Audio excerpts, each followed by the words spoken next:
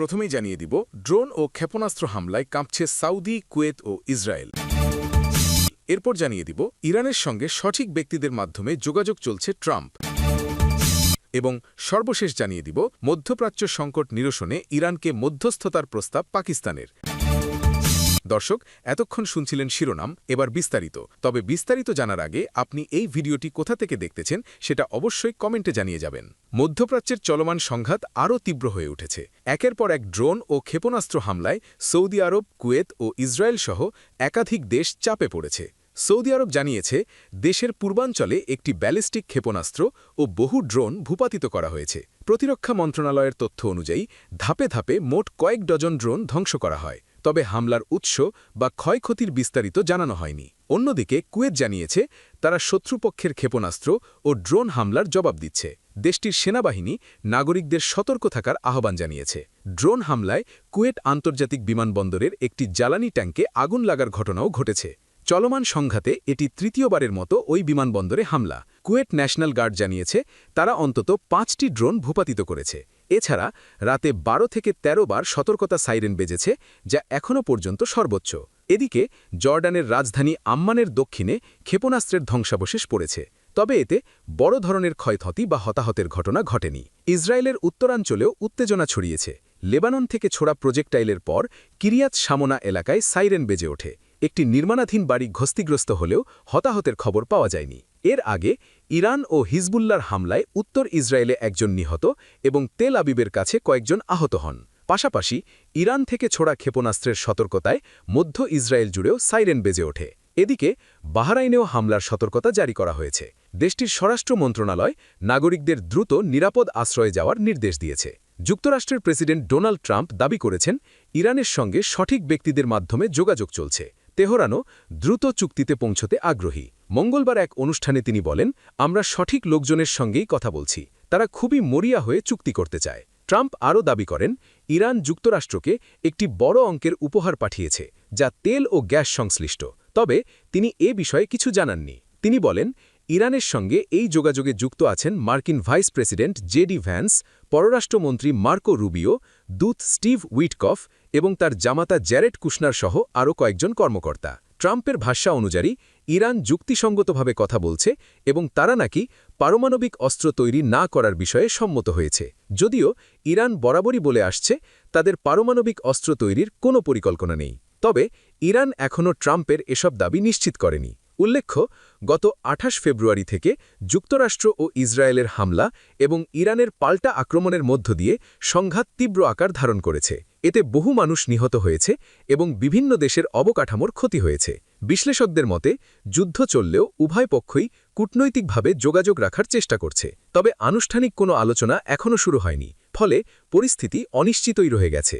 ইসলামাবাদ মধ্যপ্রাচ্যে চলমান যুদ্ধ বন্ধ এবং আঞ্চলিক স্থিতিশীলতা ফেরাতে ইরান ও যুক্তরাষ্ট্রের মধ্যে মধ্যস্থতা করার আনুষ্ঠানিক প্রস্তাব দিয়েছে পাকিস্তান। মঙ্গলবার ২৪শে মার্চ পাকিস্তানের প্রধানমন্ত্রী শাহবাজ শরীফ সামাজিক যোগাযোগ মাধ্যম এক্সে দেওয়া এক বার্তায় জানান, ওয়াশিংটন ও ইরান উভয় পক্ষ সম্মত থাকলে পাকিস্তান এই অর্থপূর্ণ ও চূড়ান্ত আলোচনার আতিথেয়তা দিতে প্রস্তুত। শান্তি প্রতিষ্ঠায় পাকিস্তানের সদিচ্ছা। শাহবাজ শরীফ তার বার্তায় বলেন, আঞ্চলিক ও বৈশ্বিক শান্তির স্বার্থে মধ্যপ্রাচ্যে যুদ্ধ বন্ধের চলমান সকল প্রচেষ্টাকে পাকিস্তান পূর্ণ সমর্থন জানায়। ইউএসএ ও ইরান সম্মত হলে এই সংকটের একটি সমন্বিত সমাধানের লক্ষ্যে অর্থপূর্ণ আলোচনার আয়োজন করতে পাকিস্তান গর্ববোধ করবে। ব্যাক চ্যানেল কূটনীতি ও সেনাপতির ভূমিকা। আন্তর্জাতিক সংবাদ মাধ্যমগুলির প্রতিবেদন অনুযায়ী পর্দার পিছনে এই সমঝোতা প্রক্রিয়ায় পাকিস্তান গুরুত্বপূর্ণ ভূমিকা পালন করছে। গত রোববার পাকিস্তানের সেনাপতি ফিল্ড মার্শাল আসিম মুনির মার্কিন প্রেসিডেন্ট ডোনাল্ড ট্রাম্পের সঙ্গে টেলিফোনে কথা বলেন। এর পরের দিন প্রধানমন্ত্রী শাহবাজ শরীফ ইরানের প্রেসিডেন্ট মাসুদ পেজেশকিয়ানের সঙ্গে আলোচনা করেন। বিশ্লেষকদের মতে তুরস্ক ও মিশরের পাশাপাশি পাকিস্তানও উভয় পক্ষের মধ্যে বার্তার আদান প্রদানকারী হিসাবে কাজ করছে। কেন পাকিস্তান? কূটনৈতিক বিশ্লেষকরা মনে করেন ইরানের সঙ্গে দীর্ঘ সীমান্ত এবং যুক্তরাষ্ট্রের সঙ্গে সামরিক সম্পর্কের কারণে পাকিস্তান এই আলোচনার জন্য একটি আদর্শ ভেন্যু হতে পারে। ১৯৯২ সাল থেকে ওয়াশিংটনে ইরানের স্বার্থ দেখাশোনার বিষয়টিও পাকিস্তান দূতাবাসের মাধ্যমেই পরিচালিত হয়ে আসছে। রয়টার্স ও অ্যাক্সিওসের প্রতিবেদন অনুযায়ী এই সপ্তাহের শেষ দিকে ইসলামাবাদে মার্কিন ভাইস প্রেসিডেন্ট জেডি ভ্যান্স এবং ইরানের শীর্ষ প্রতিনিধিদের মধ্যে একটি উচ্চ পর্যায়ের বৈঠকের অনুষ্ঠিত হবার সম্ভাবনা রয়েছে। বর্তমান পরিস্থিতি যদিও প্রেসিডেন্ট ট্রাম্প আলোচনার বিষয়ে অত্যন্ত উতিবাচী এবং দাবি করেছেন ইরান পারমাণবিক অস্ত্র ত্যাগে রাজি হয়েছে, তবে ইরান সরকার এখনও যে কোনো সরাসরি বৈঠকের কথা স্বীকার করেনি। তবে তেহরান জানিয়েছে তারা বন্ধুত্বপূর্ণ দেশগুলির মাধ্যমে আসা প্রস্তাবগুলো পর্যালোচনা করছে। এই কূটনৈতিক টানাপোড়েনের মধ্যেই পাকিস্তানের এই প্রস্তাব যুদ্ধবিরতির প্রচেষ্টায় নতুন মাত্রা যোগ করল। মধ্যপ্রাচ্যের রণক্ষেত্রে মাসব্যাপী রক্তক্ষয়ী সংঘাতের অবসানে এবার পাল্টা চাল দিল তেহরান। ইসরায়েল ও যুক্তরাষ্ট্রের সঙ্গে যুদ্ধবন্ধে 5টি কঠোর শর্ত জুড়ে দিয়েছে ইরান। হিব্রু সংবাদ মাধ্যমগুলোর বরাতে সোমবার আন্তর্জাতিক সংবাদ সংস্থাগুলো এই চাঞ্চল্যকর খবরটি সামনে এনেছে। গত ফেব্রুয়ারির শেষ ভাগ থেকে শুরু হওয়া কি সংঘাত এখন এক জটিল মোড় নিয়েছে। ইসরায়েলি সংবাদ মাধ্যম চ্যানেল 12-র প্রতিবেদনে বলা হয়েছে, মার্কিন প্রেসিডেন্ট ট্রাম্পের ঘোষিত পরোক্ষ আলোচনার অংশ হিসেবেই এই দাবিগুলো উত্থাপন করেছে ইরান। মার্কিন প্রশাসন যখন শান্তি স্থাপনের পথে হাঁটার কথা বলছে, তখন তেহরান স্পষ্ট করে দিয়েছে যে সুনির্দিষ্ট কিছু দাবি পূরণ ছাড়া তারা যুদ্ধ বন্ধ করবে না। ইরানের উত্থাপিত 5 শর্ত।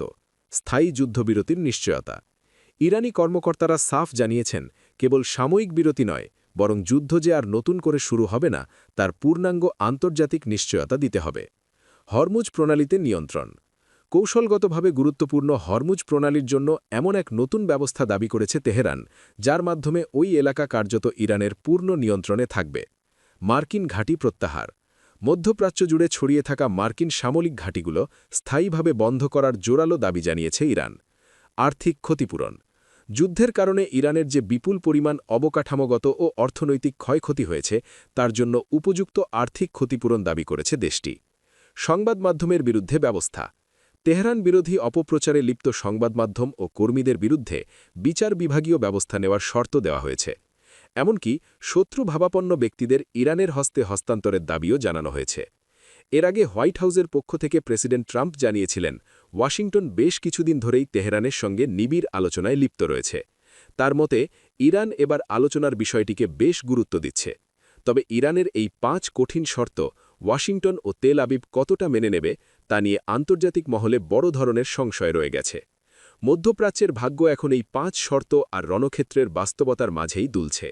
দক্ষিণ লেবাননে পৃথক ইসরায়েলি হামলায় অন্তত 9 জন নিহত হয়েছেন। এছাড়া বেশ কয়েকজন আহত হয়েছেন বলে জানিয়েছে দেশটির রাষ্ট্রীয় গণমাধ্যম। বুধবার 25 মার্চ প্রকাশিত প্রতিবেদনে বলা হয়, সিডান এলাকার একটি শহর ও একটি ফিলিস্তিনি শরণার্থী শিবিরে হামলায় 6 জনের মৃত্যু হয়। একই সময়ে অন্য একটি শহরে আরও 3 জন নিহত হওয়ার খবর পাওয়া গেছে। উভয় হামলায় বেশ কয়েকজন আহত হয়েছেন।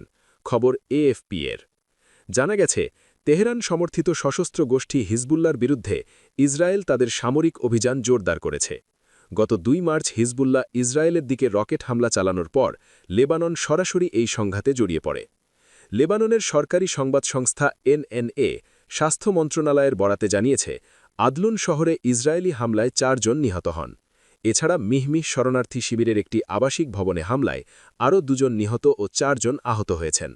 এর আগে এনএনএ জানিয়েছিল, দক্ষিণ লেবাননের হাব্বুস শহরে আরেকটি হামলায় অন্তত 3 জন নিহত ও 18 জন আহত হয়েছেন। ইসরায়েলি সেনাবাহিনীর পক্ষ থেকে এ বিষয়ে তাৎক্ষণিক কোনো প্রতিক্রিয়া পাওয়া যায়নি। তবে তারা আগে বৈরুতের দক্ষিণ উপশহরগুলোতে পশমভাব্য হামলার বিষয়ে সতর্কবার্তা দিয়েছিল, যেগুলো হিজবুল্লার শক্ত ঘাঁটি হিসেবে পরিচিত। ইসরায়েলি সামরিক মুখপাত্র আভিচাই আদ্রাই এক বিবৃতিতে জানান, বৈরুতের উপশহর জুড়ে হিজবুল্লার সামরিক স্থাপনাকে লক্ষ্য করে হামলা আরও জোরদার করা হচ্ছে। বাসিন্দাদের নিরাপত্তার স্বার্থে দ্রুত এলাকা ত্যাগের আহ্বানও জানান তিনি। ইসরায়েল জানিয়েছে তারা সীমান্ত এলাকা থেকে প্রায় 30 কিলোমিটার দূরে লিতানি নদী পর্যন্ত নিয়ন্ত্রণ প্রতিষ্ঠার পরিকল্পনা করছে।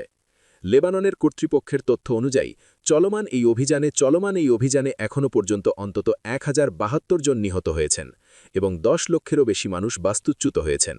অন্যদিকে ইসরায়েলের উত্তরাঞ্চলেও উত্তেজনা বিরাজ করছে।